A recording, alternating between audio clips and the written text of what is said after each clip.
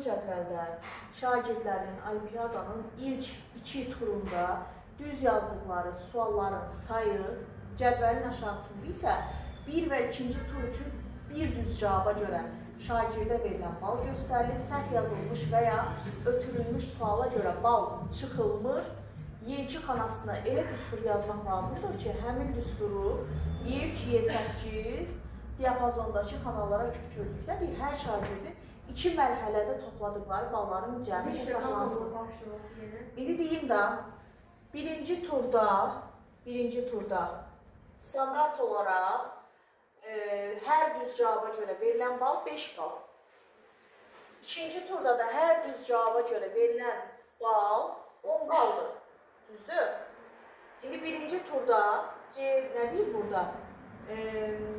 C sütununda düz yazdıqları sualların sayı. Burada da düz, ikinci sütunda da D sütununda da ikinci turda düz yazdıqları sualların sayı verilir.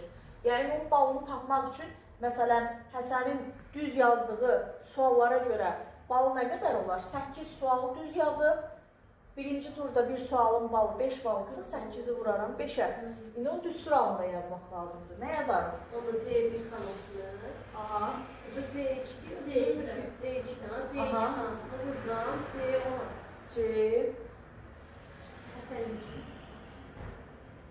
C2 xanasını nəyə vuracağım?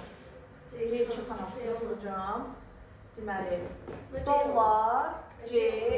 dollar 10 vuracağım. Dollar C, dollar 10. Düzdür? Sonra toplanılır da bunlar təbii ki. D2 xanasında da vuracağım.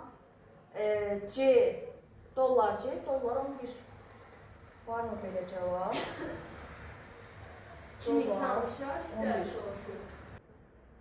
Bax. Gördün? B variantı yazmışsan sən də. B yazmışsan. Bildim mən o